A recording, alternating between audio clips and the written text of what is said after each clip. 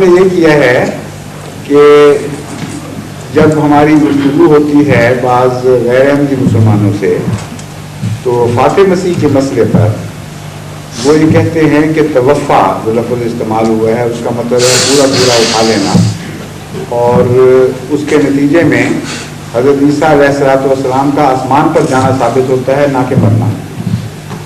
اس کا ایک جواب میں مختصر، اکثر تو شاید آپ سمجھتے ہی ہوں گے، مختصر میں نے ایک جواب یہ دیا تھا کہ توفع کا لفظ عربی لفظ ہے، اس کو ڈکشنری میں آپ تلاش کر کے دیکھ لیں، کسی عرب کی ڈکشنری میں، وہ سارے غیر احمدی عرب ہیں جنہوں نے ڈکشنریاں تیار کی ہیں، ہر جگہ جہاں خدا فاعل ہوگا کہ اللہ نے فلاں کا توفع کیا اور بندہ مفعول ہوگا، کسی ایک جگہ بھی کوئی ڈکشنری عرب ڈکشنری بھی اس کا ترجمہ آسمان پر اٹھانا نہیں کرے گی۔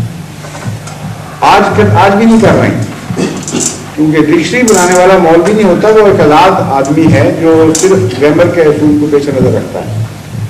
وہاں وہ ترجمہ کرتے ہیں ماتا فلاں مر گیا، توفع فلان اے ماتا فلاں وفا توفع ہو گیا یعنی وہ مر گیا، اور توفع فلاں اور توفع اللہ ہو اے اماتہ اللہ ہو، فلاں کو اللہ نے وفات دے دی یعنی اس کو موت دے دی۔ آسمان پر جانے کا ترجمہ اگر ڈکشنری والوں کو یاد ہی نہیں تو قرآن کریم میں خدا نے کیوں غلطی کر دی نعوذ باللہ من ذالک، اور ایک ایسا لفظ استعمال کیا آسمان پر اٹھانے کے لیے جس کو کبھی عرب نے استعمال نہیں کیا، ناپ کرتا ہے۔ ایک تو یہ دلیل ہے۔ دوسری دلیل یہ دی تھی میں نے کہ قرآن کریم میں کوئی تضاد نہیں ہے، یہ ناممکن ہے کہ قرآن کریم کا ایک لفظ کسی دوسرے لفظ کو کے مخالفانہ ترجمہ پیش کر رہا ہو یا مخالفانہ حالت بیان کر رہا ہو، اور قرآن کریم میں اگر ایک بھی تضاد ثابت ہو جائے تو نعوذ باللہ کہ یہ خدا کی طرف سے کلام ہی نہیں رہتا۔ تو حضرت عیسیٰ علیہ السلام کے متعلق جہاں جہاں بھی قرآن کریم نے اس موضوع پر روشنی ڈالی ہے، پہلا اصول یہ پکڑ کے بیٹھ جائیں کہ کوئی ایک ترجمہ بھی ایسا نہیں ہو سکتا جو دوسرے ترجموں کو مخالف ہے۔ اس لیے جہاں قطعی ترجمے واضح طور پر ایک مضمون پر روشنی ڈال دیں، کوئی اشتباہ والا ترجمہ ایسا ہم نہیں پکڑ سکتے جو اس مضمون کے مخالف ہے۔ توفع قطعی طور پر موت کا ترجمہ ہے۔ رفع اللہ وہ لفظ ہے جس پر انحصار کیا جاتا ہے علماء کی طرف سے، اور کہتے ہیں اس کا ترجمہ ہے زندہ آسمان پہ اٹھا دیا۔ بس پہلی دلیل تو یہ ہے کہ اگر دوسری جگہ قطعی موت کا اعلان کر دیا تو رفع کا وہ ترجمہ جائز ہی نہیں جس میں زندہ آسمان پر اٹھانا ثابت ہو۔ اس لیے لازماً تلاش کرنا پڑے گا کوئی ایسا ترجمہ تو نہیں رفع کا جو قرآن کریم کی دوسری آیات کے مخالف نہ ہو اور سچا ثابت ہو اور مسیح کے اوپر اطلاق پاتا ہو۔ پہلے یہ بحث کر لیتے ہیں، پھر میں دوبارہ حضرت عیسیٰ علیہ السلام کی وفات کے قطعی دلائل کی طرف آؤں گا۔ اچھا، میں یہ گزارش کر رہا تھا کہ رفع کا مطلب قرآن کریم سے اور حدیث کی روشنی میں اگر یہ ثابت ہو جائے کہ جسم سمیت اٹھانا ہوتا ہے، دوسرا معنی نہیں ہوتا، تو پھر تو ہمارے لیے شک کی گنجائش ہوگی کہ شاید توفع کا ترجمہ کیا غلط ہوگا۔ لیکن اگر توفع کا ایک ہی ترجمہ ہو اور رفع کے کئی ترجمے ہوں اور باقی ترجمے جو جسم سمیت اٹھانے کے نہیں ہیں وہ اس صورتحال پر بالکل ٹھیک بیٹھتے ہوں اور قرآن کی آیتیں تائید کرتی ہوں کہ رفع کا یہ ترجمہ درست ہے اور حدیث سے بھی ثابت ہو جائے، تو پھر مسئلہ کھل جاتا ہے کہ کسی آدمی کو کوئی ویسی کی گنجائش کو نہیں رہتی۔ پہلی بات یہ ہے کہ قرآن کریم نے یہاں کیا لفظ بولا ہے، فرمایا بل رفعہ اللہ الیہ، بلکہ اللہ نے اسے اپنی طرف اٹھا لیا۔ یہ ترجمہ کیا جاتا ہے، رفع کا مطلب ہے اٹھا دیا۔ خدا کی طرف کون سی ہے؟ جب تک کسی چیز کی طرف نہ پتہ چلے اس وقت تک اس چیز کی طرف حرکت کا تصور ہی نہیں باندھا جا سکتا۔ میں اگر آپ کو کہوں کہ میری طرف آ جائیں تو آپ مجھے دیکھ رہے ہیں، آپ میری طرف آئیں گے نا، پتہ کس طرف ہوں، اور اگر اندھیرا ہو اور میری آواز کہیں چاروں طرف سے گونج رہی ہو کہ میری طرف آ جائیں تو کہاں جائیں گے؟ کچھ نہ پتہ لگے۔ جب تک بلانے والے کی طرف کا یقین نہ ہو کہ کون سی طرف ہے، اس وقت تک جسم اس طرف حرکت نہیں کر سکتا. اور اگر خدا تعالیٰ کی ایک طرف معین کر دیں تو وہ خدا ختم ہو جاتا ہے. کیونکہ اللہ تعالیٰ فرماتا ہے اللہ نور السماوات والارض وسع کرسیہ السماوات والارض. خدا ہر جگہ ہے، کوئی جگہ ہی نہیں ہے جو اس سے خالی نہ ہو. تو حضرت مسیح کو جب خدا کہتا ہے میں نے اپنی طرف اٹھایا تو وہ کون سی طرف تھی؟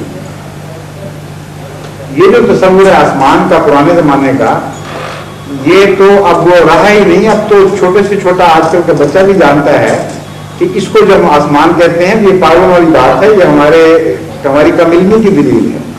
زمین گھوم رہی ہے، اس کی ہر طرف آسمان ہے. تو خدا تعالیٰ نے جب فرمایا میں نے اپنی طرف اٹھایا، تو جس وقت جسم نے حرکت کی مسیح کی، اگر کسی ایک طرف حرکت کی ہوگی نا پھر آپ کے علماء کے خیال کے مطابق، تو فرض کر لیتے ہیں ہم کہ زمین یوں کھڑی تھی اور حضرت مسیح یہاں تھے، تو وہ اس نسبت سے اوپر کی طرف چلے گئے.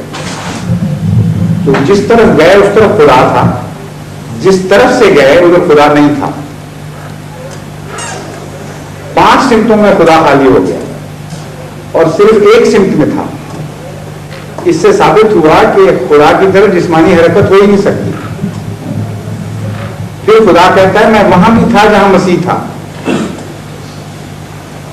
نانو اقرب الیہ من حبل الورید، فرماتا ہے ہم تو انسان کی رگے جان سے بھی اس کے زیادہ قریب ہیں، اس کی شارک سے بھی اندر ہیں. تو شارک میں کیوں مسیح گھس گئے پھر؟ کیونکہ سب سے قریب جہاں آواز ہے وہاں پہلے پہنچنا چاہیے. دور کی آواز سنائی دے دی، وہ جو ساتھ اندر بیٹھی ہوئی آواز اٹھ رہی تھی وہ کیوں مسیح کو سنائی دی؟ اس لیے خدا کی طرف جسمانی حرکت اتنا جاہلانہ خیال ہے کہ جو خدا کے تصور کو باطل کرنے والا ہے اور گستاخی ہے اللہ تعالیٰ کی. خدا کی طرف جسمانی حرکت نہیں ہو سکتی. اب دیکھیں کہ رفع کا اور کیا مطلب ہے. قرآن کریم میں ایک سے زائد مرتبہ رفع کا لفظ استعمال ہوا اور درجے کی بلندی مراد ہے. درجات کا لفظ استعمال بھی کیا کلم کھلا قرآن کریم میں اس بات کی وضاحت کے لیے کہ درجے کی بلندی. جب خدا کہتا ہے رفع کیا اس کو اپنی طرف، تو مراد یہ ہم نے اس کے درجے بلند کیے. رفیع المرتبت، رفیع الشان، یہ لفظ آپ نے سنے ہوں گے اور اردو میں بھی استعمال ہوتے ہیں اور دوسری زبانوں میں بھی. جب خدا کہتا ہے میں نے کسی کو بلند کیا تو مراد ہے اس کو مرتبہ بلند کیا، اس کا درجہ بلند کیا. اب یہ مضمون بین ہی اس آیت کے مضمون میں جہاں یہ واقعہ ہے فٹ ہو رہا ہے.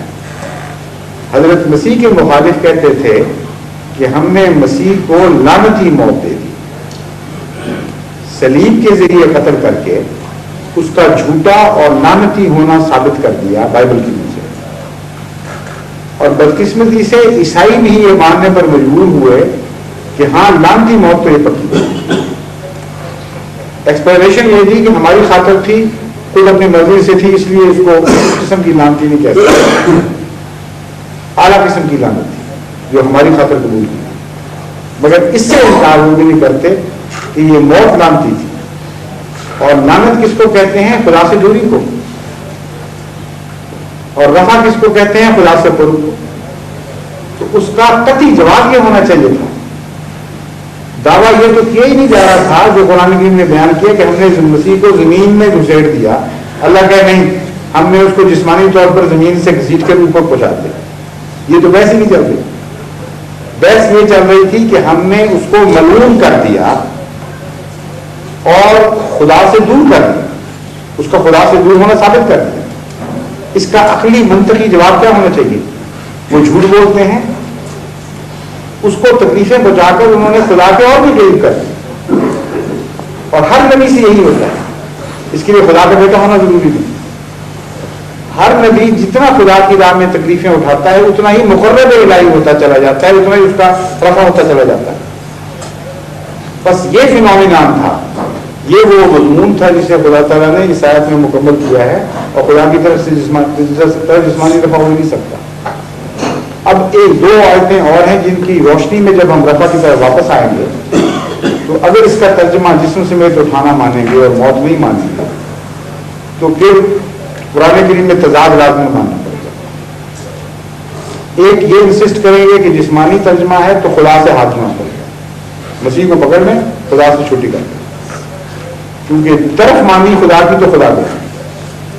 اور دوسرے ترجمہ جب کریں گے تو پھر قرآن سے بھی چھٹی کرنی پڑے گی, اس میں تضاد ماننا پڑے گا.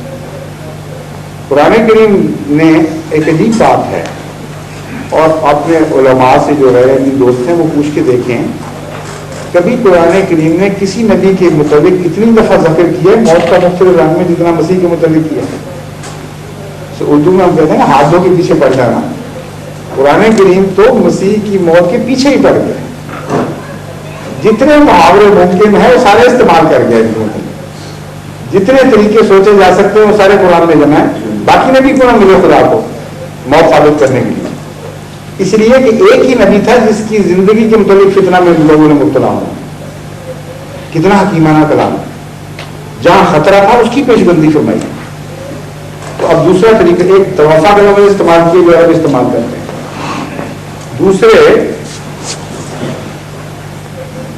موت کا لفظ استعمال فرمائے رسول اللہ صلی اللہ علیہ وسلم کو مخاطب کر کے کہ جتنے تجھ سے پہلے ہیں سارے نے کسی کو بھی خلد عطا نہیں کیا, اس لیے اگر تو مر جائے تو کوئی اعتراض کی بات نہیں. کسی کو ہم نے تجھ سے پہلے خلد عطا نہیں کی, تو مسیح کو خلد کے انکار کے نتیجے میں موت کے تابع کر دیا, وفات کا وعدہ دیا اور مسیح سے اقرار کرایا کہ فلما توفیتنی کنت انت رقیب علیہ, جب تو نے مجھے وفات دے دی اس کے بعد میری قوم پر تو نگران تھا, مجھے نہیں پتا انہوں نے کیا کیا. پہلے وعدہ کیا پھر اس کے وعدہ کے پورا ہونے کا اقرار مسیح کی زبانی کروا دیا. پھر فرمایا مل مسیح ابن مریم الا رسول قد خلت من قبل الرسل, مسیح ایک رسول ہی تو تھا, اور رسولوں کی کیا تقدیر ہے, قد خلت من قبل الرسل, مسیح سے پہلے سارے رسول گزر چکے تھے. اس آیت کا کیا نتیجہ نکلے, ذرا اس کو ذرا آگے بڑھا کر دیکھیں. کیا یہ نتیجہ نکلے گا کہ خدا فرما رہا ہے کہ مسیح ایک رسول تھا اور رسول سے بڑھ کر نہیں تھا, اور چونکہ اس سے پہلے سارے رسول مر گئے ہیں اس لیے یہ نہیں مرے گا. یہ نتیجہ نکلتا ہے. یہ نتیجہ نکلے گا کہ کیوں مسیح ایک رسول تھا اور اس کے سوا کچھ نہیں تھا, کیونکہ اس سے پہلے سارے رسول گزر چکے ہیں اس لیے ہم اس کو آسمان پر اٹھا لیں گے. کیسے نامعقول بات ہے. لیکن صرف یہی نہیں, بات کلام کہتا آگے چلتا ہے. فرمایا امہ صدیقہ, اس کی ماں پاک باز عورت تھی, راست باز تھی.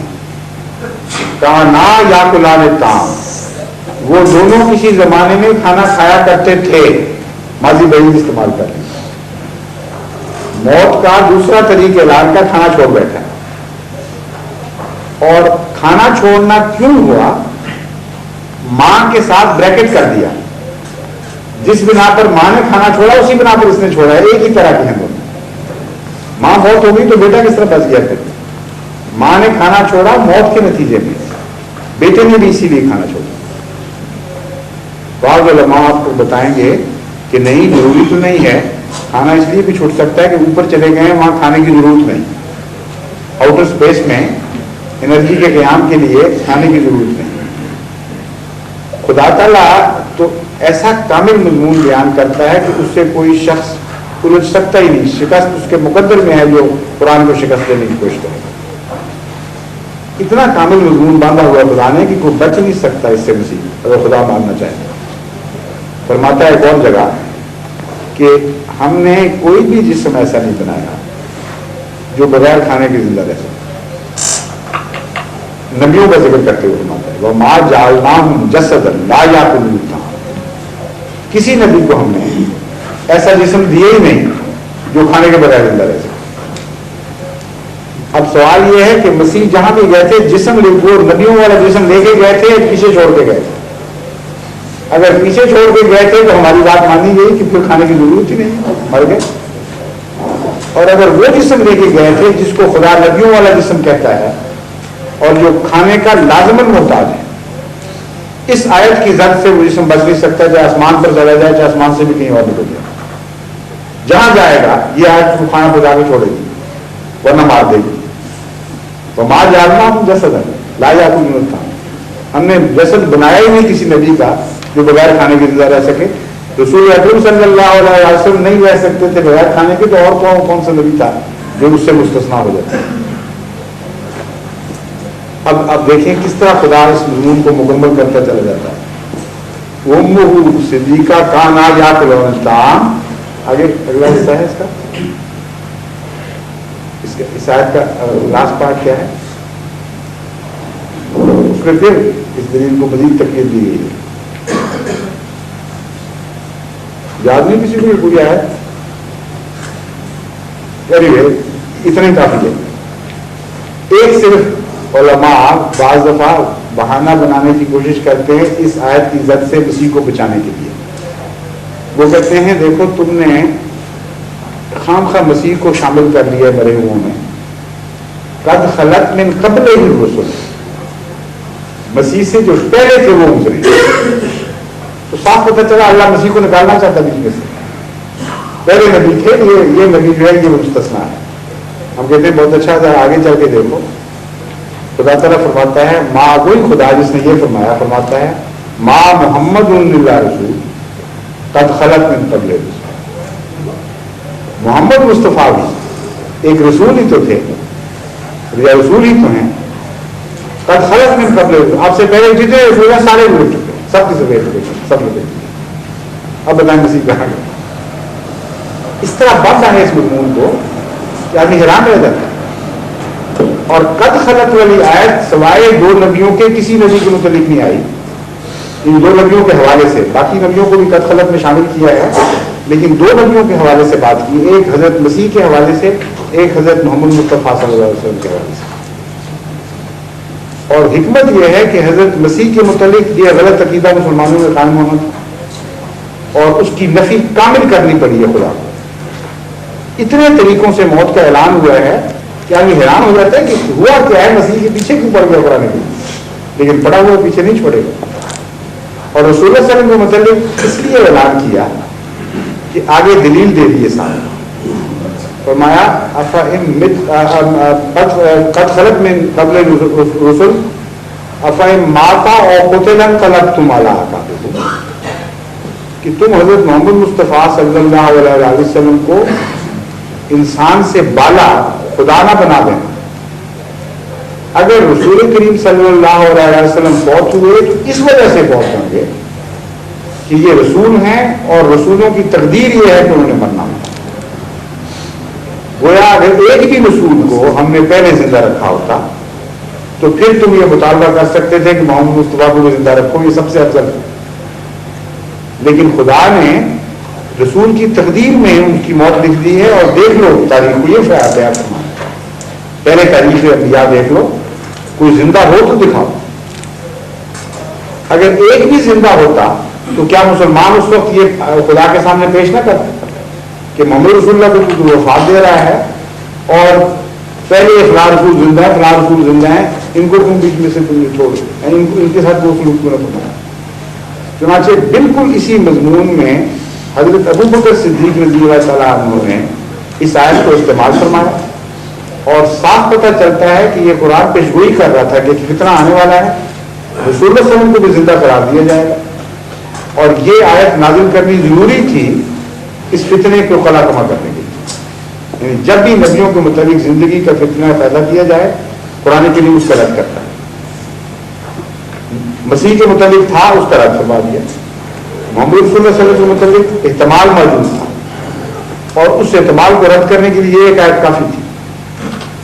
چنانچہ حضرت ابو بکر صدیق رضی اللہ عنہ کو متعلق روایت ملتی ہے کہ جب حضور صلی اللہ علیہ وسلم کی وفات ہوئی تو آپ باہر تھے کہیں.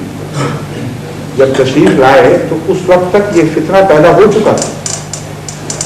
جب جسد نبوی پہ حاضر ہوئے حضرت ابو بکر صدیق رضی اللہ عنہ, مسجد نبوی میں ایک صحابہ کا گروہ حضرت عمر رضی اللہ تعالیٰ عنہ کی قیادت میں جمع تھا جو یہ اعلان کر رہا تھا کہ نہیں فوت ہو. اور حضرت عمر یہ کہہ رہے تھے کہ اگر کسی نے یہ کہا کہ رسول اللہ صلی اللہ علیہ وسلم فوت ہو گئے ہیں تو میں اسی تلوار سے اس کی گردن اڑا دوں. یہاں تک جذبہ تعریف ہے صحابہ پر، ہم مانتے ہی نہیں کہ فوت ہوتے. اصل اس کی وجہ محبت تھی، اتنا عشق تھا کہ اس وقت دماغ جو ہے وہ مختل ہو گیا اس خبر سے. بعض دفعہ مائیں جب ان کے پیارے بچے کی موت کی اطلاع ملتی ہے پاگل ہو جاتی، کہتی ہیں نہیں ہم نہیں مانتے. بعض بیٹھی رہتی ہے ساری عمر آخر وقت تک نہیں مانتے. تو صحابہ کا حیرت انگیز عشق کہ رسول اللہ صلی اللہ علیہ وسلم اس کا اظہار ہوا تھا. یہ کوئی فتنے کی بات نہیں تھی ان معنوں میں کہ وہ منافق تھے، نہ مجبور ہو گئے تھے. اس وقت حضرت ابو بکر، اور یہی آپ کی صدیقیت کی نشانی ہے، یہ آیت لے کر قرآن مسجد میں پہنچے اور دوسرا جھگڑا کرنے کی بجائے اعلان کیا ما محمد اللہ رسول قد خلق من قبلہ الرسل افإن مات أو قتل انقلبتم على أعقابكم. دیکھو محمد مصطفیٰ ایک رسول ہی تو تھے اور آپ سے پہلے سارے رسول گزر چکے ہیں. کیوں صحابہ کو یاد نہیں آیا کہ مسیح زندہ بیٹھا ہوا؟ کیوں وہ تلوار ہے جو وہ میری گردن پہ نہیں چلی جو کہتی تھی جو کہے گا مر گیا میں اس کو ختم کر بے ہوش ہو کے گر پڑے. اور اور روایت کرتے ہیں کہ مجھے یوں لگا کہ سر پہلی دفعہ یہ آیت نازل ہوئی ہے، میری گھٹنوں میں جان نکال دی سر. اس میں تو محمد رسول اللہ صلی اللہ علیہ وسلم کی واضح موت کی خبر. بس یہ آیت محمد مصطفیٰ صلی اللہ علیہ وسلم کو تو مار نہیں، نعوذ باللہ من ذالک، ان معنوں میں جنہوں میں دنیا میں وفات ہوتی ہے، اور مسیح کو نہ مار سکے. عجیب جہالت ہے. اور ہمیں فتنہ والا قرار دیا جا رہا ہے. ہمیں کہہ رہے ہیں کہ تم مفتن ہو، تم نے مسیح کو مار کر قیامت مچا دی اسلام پر، اس لیے تم واجب القتل ہو گئے، تمہیں مار دینا چاہیے. حالانکہ قرآن کریم سے پتہ چلتا ہے، احادیث نبی سے پتہ چلتا ہے کہ اتنی واضح دلائل ہیں. ایسا اجتماع ہوا ہے اس شاہ محمد مصطفیٰ کے اس مسئلے پر، اس کے بعد کسی شک کی کوئی گنجائش باقی نہیں ہے. یہ تو اتنا بڑا رسول مضمون ہے. میں تو ابھی چند آیتیں بیان کیے ہیں. حدیثوں میں چلے جائیں آپ، دوسرے دلائل میں چلے جائیں، کبھی دنیا میں ساری دنیا کوشش کر کے دیکھ لے کسی نبی کے متعلق کسی کتاب میں اتنا موت کا مواد اکٹھا نہیں ملے گا جتنا مسیح کے متعلق قرآن کریم میں جمع ہو.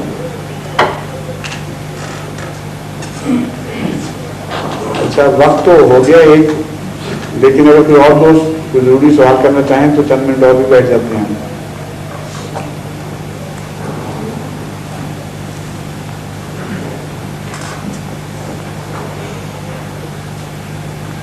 میں اس موقع پر مجھے ایک شعر یاد آ جایا کرتا ہے جو میں سناتا رہا ہوں پہلے کی مجالس میں. وہ ہے بڑا پیارا اور سچے عشق کا اظہار ہے رسول اللہ صلی اللہ علیہ وسلم.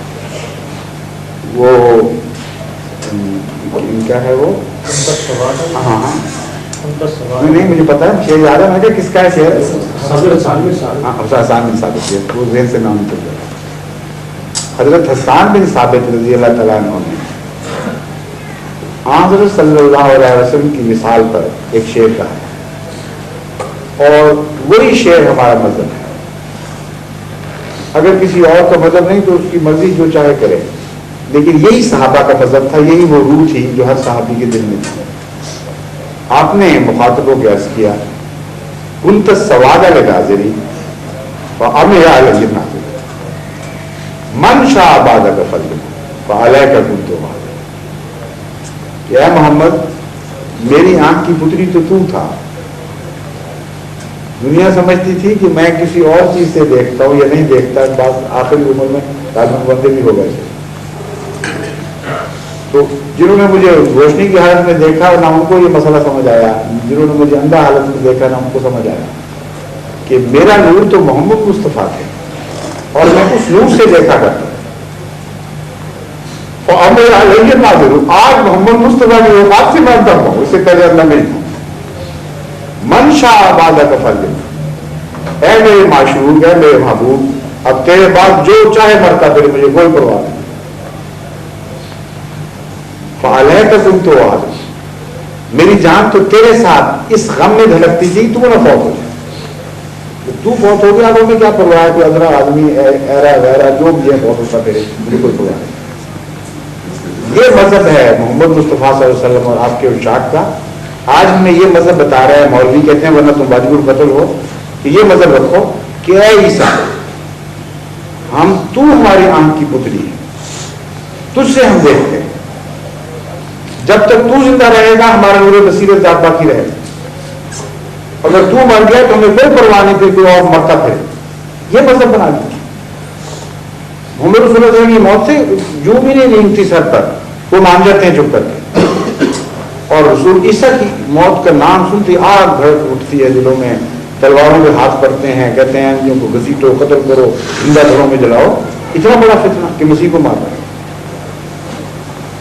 اس لیے عقل کریں, سوچیں, قرآن اور حدیث اور صحابہ اور انسانی فطرت, انسانی عقل کیا اعلان کر رہی ہے. جماعت احمدیہ کا عقیدہ ان چیزوں کے مطابق ہے یا ان کے مخالف ہے؟